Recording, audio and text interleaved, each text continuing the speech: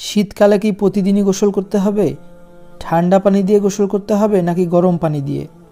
গোসল করার ক্ষেত্রে কি কি সতর্কতা মেনে চলা উচিত? সব কিছু জানবো আজকের এই ভিডিওটিতে, তাই ভিডিওটি শেষ পর্যন্ত দেখতে থাকুন।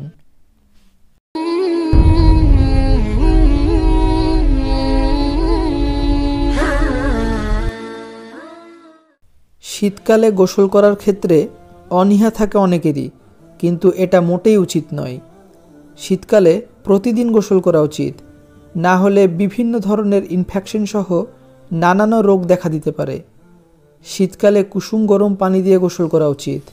শীতকালে হালকা গরম পানি দিয়ে গোসল করলে শরীর চাঙ্গা হয় এবং রক্ত চলাচলও বৃদ্ধি পায় এবং পেশি রিল্যাক্স হয়। গোসলের প্রতি অনীহা দূর হয় এবং ত্বকও ভালো থাকে। খুব বেশি গরম পানি দিয়ে গোসল করা যাবে না।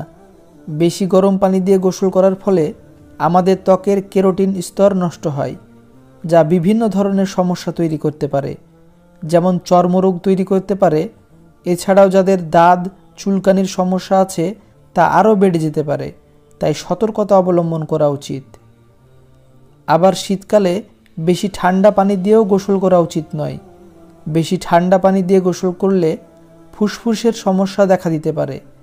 এছাড়াও ঠান্ডা, জ্বর, সর্দি, কাশি এবং টনসিলের মতো বিভিন্ন ধরনের সমস্যা সৃষ্টি হতে পারে। তাই শীতকালে অধিক ঠান্ডা পানি এবং বেশি গরম পানি এর মধ্যে কোনোটা দিয়েই গোসল করা উচিত নয়। হালকা কুসুম গরম পানি দিয়ে গোসল করতে হবে। গোসল করার সময় যেসব সতর্কতা মাথায় রাখা উচিত: গোসল করার সময় ছোট বাচ্চা না হয় বয়স্ক মানুষ, এদের ক্ষেত্রে খেয়াল রাখতে হবে পানি যেন বেশি গরম না হয়। গোসল করার শুরুতেই মাথায় পানি ঢালা উচিত নয়। হাতে পায়ে শরীরে পানি ঢেলে নিয়ে সবশেষে মাথায় ঢালতে হবে, কারণ শুরুতে মাথায় পানি ঢালার ফলে শরীরের তাপমাত্রা হঠাৎ করে পরিবর্তন হয়, ফলে শরীরের বিভিন্ন ধরনের জটিলতা সৃষ্টি হতে পারে। বিশেষ করে যারা হার্টের রোগী আছেন তাদের হার্ট অ্যাটাকের সম্ভাবনা বেড়ে যায়, কারণ রক্তনালী হঠাৎ করে সংকুচিত হয় এবং হার্ট অ্যাটাকের সম্ভাবনা বাড়িয়ে দেয়।